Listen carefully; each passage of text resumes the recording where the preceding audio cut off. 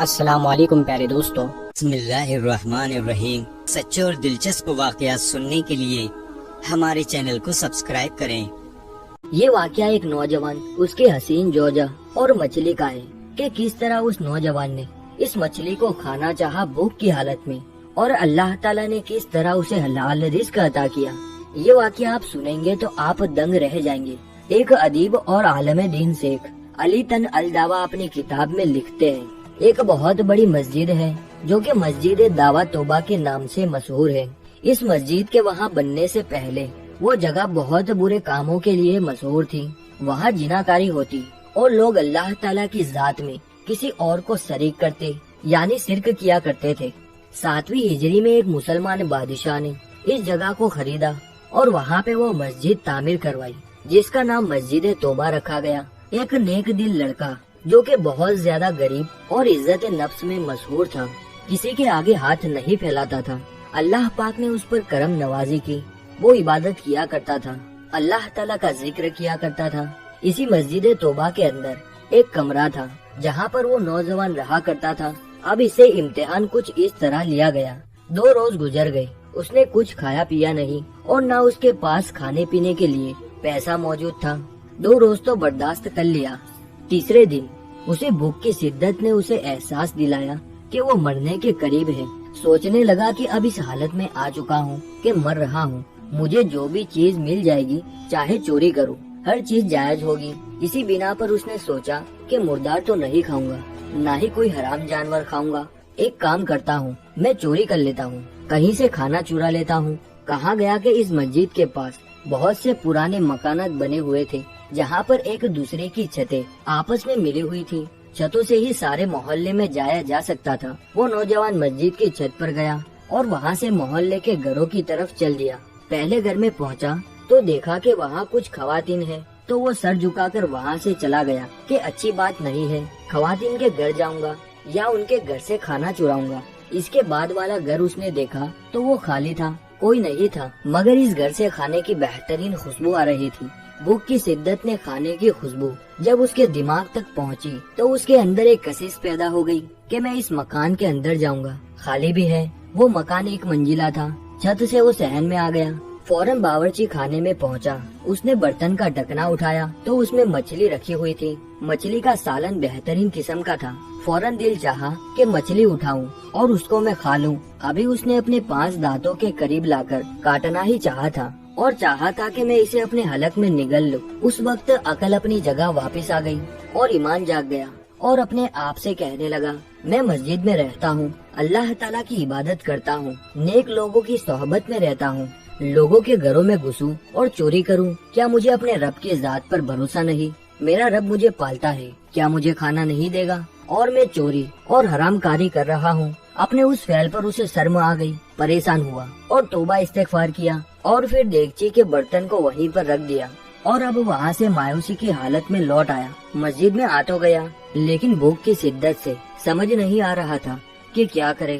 عالم دین شیخ صاحب امام صاحب کا درس چل رہا تھا اور اس درس میں وہ بہت شوق سے چلا جایا کرتا تھا، لیکن اس وقت بھوک کی حالت تھی اور جوانی کی بھوک اور زیادہ لگتی ہے، اور بھوک کی وجہ سے اسے سمجھ نہیں آ رہا تھا کہ وہ کیا درس دے رہے ہیں، ذہن اس کی طرف لگ ہی نہیں رہا تھا۔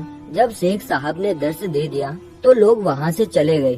بیان سن کر ایک شخص مسجد میں داخل ہوا، شیخ سے گفتگو کی اور وہ طالب علم ان دونوں کی گفتگو سمجھ نہیں پایا۔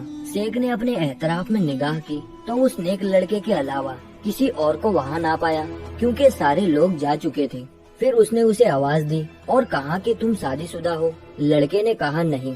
شیخ نے کہا تم شادی کرنا نہیں چاہتے ہو؟ جوان خاموش رہا۔ امام صاحب نے پھر کہا مجھے بتاؤ کیا تم شادی کرنا چاہتے ہو یا نہیں؟ اس نوجوان نے جواب دیا اللہ پاک کی قسم، میرے پاس ایک لقمہ روٹی کھانے کے پیسے بھی نہیں ہیں، میرے خود کے پاس پیسے نہیں ہیں تو کسی کو میں کیا کھلاؤں گا، میں کس طرح شادی کروں؟ شیخ صاحب نے کہا یہ آدمی آیا ہے اور کہتا ہے کہ یہ اپنی بیوہ بہن کے ساتھ رہتا ہے، وہ خاتون جس کا شوہر وفات پا چکا ہے اس شہر میں بیکس ہے اور اس کا دنیا میں سوائے اس کے بھائی کے کوئی عزیز رشتہ دار موجود نہیں ہے۔ یہ بھائی کہتا ہے کہ وہ خاتون میرے شوہر سے گھر اور میراث یعنی مال کو پا چکی ہے، یعنی سب کچھ ہے ان کے پاس، امیر ترین خاتون ہے، لیکن اب وہ ایسا مرد چاہتی ہے کہ وہ اس کی سرپرستی میں رہ کر وہ تنہائی کے گناہ سے بچ سکے اور حفاظت بھی پا سکے۔ کیا تم اس نیک خاتون سے شادی کرو گے جو اس وقت شادی کی خواہش مند ہے؟ نوجوان نے بہت سوچا اور بہت سوچنے کے بعد اس نے ہاں کر دیا۔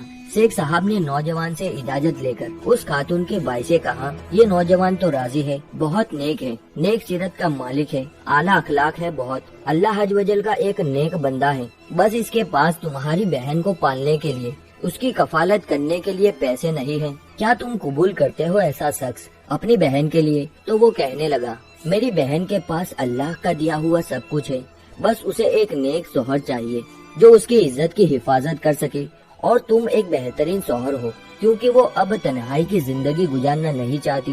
شیخ صاحب نے کہا کہ یہ تمہاری بہن کے لیے بہترین شوہر ثابت ہوگا۔ اسی وقت اس خاتون کے بھائی اور 2 گواہوں کو بلا کر عالم دین نے ان دونوں کا نکاح پڑھوا دیا، یعنی کہ ان کا عقد ہو گیا، نکاح ہو چکا تھا۔ خاتون جو کہ حجاب میں تھی، ان کا چہرہ کسی نے بھی نہیں دیکھا تھا۔ شیخ صاحب نے کہا، اے نیک بی بی، اپنے شوہر کا ہاتھ تھام لو اور اپنے گھر کی طرف اس نیک شوہر کو لے جاؤ۔ خاتون نے اپنے شوہر کا ہاتھ تھام لیا اور اپنے گھر کی طرف اپنے شوہر کی رہنمائی کی۔ جب گھر میں داخل ہوئی تو اپنے چہرے سے نقاب ہٹایا۔ وہ نوجوان اپنی بیوی کے حسن و جمال کو دیکھ کر محمود ہو کر رہ گیا، یعنی حیرت زدہ ہو گیا۔ اتنی حسین خوبصورت بیوی سے جب نظریں ہٹی اور گھر کی طرف گئی تو دیکھا کہ یہ وہی گھر ہے جس میں وہ داخل ہوا تھا، یہ تو وہی گھر ہے جس میں چوری کی غرض سے کودا تھا کہ میں کچھ کھا لوں، لیکن میں نے کھایا نہیں تھا۔ ابھی اسے اپنے سوالوں کا جواب نہیں ملا تھا کہ زوجہ نے اپنے شوہر سے پوچھا، آپ کو کچھ کھانا ہے؟ وہ تو پہلے ہی بھوکا تھا۔ اس نے کہا ہاں۔ وہ جلدی سے اس کے لیے کھانا لے آئی، لیکن جیسے ہی برتن پر سے ڈھکنا ہٹایا تو دیکھا اور بولی، عجیب بات ہے، گھر میں کون آیا تھا؟ اور اس نے اس مچھلی کو 2 دانتوں سے کاٹا ہے لیکن کھایا نہیں ہے، صرف دانتوں کے نشان ہیں۔ وہ نوجوان جو پیچھے کھڑا ہوا تھا رونے لگا، رو رو کے بلگنے لگا، تڑپنے لگا اور کہنے لگا، میں آپ کو اپنا قصہ سناتا ہوں۔ اس نے پورا واقعہ سنا دیا کہ وہ کس طرح بھوک کے ہاتھوں مجبور ہو گیا تھا۔ تیسرا دن تھا جب اس کے پاس کھانے کے پیسے نہیں تھے اور جب وہ مجبور ہو کر چوری کی غرض سے اس گھر میں آیا جو کہ خالی تھا، کوئی بھی نہیں تھا۔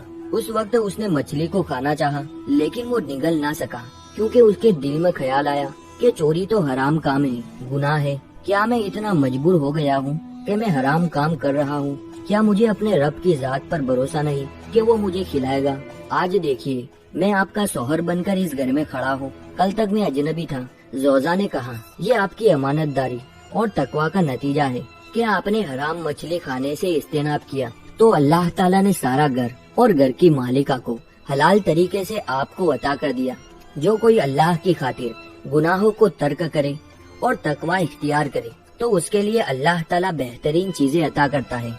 دوستو، اگر واقعہ پسند آیا ہو تو اس ویڈیو کو لائک کریں، کمنٹ کریں اور شیئر کریں، اور اسی طرح کے سچے اور دلچسپ واقعات سننے کے لیے ہمارے چینل کو سبسکرائب کریں۔ السلام علیکم ورحمۃ اللہ وبرکاتہ۔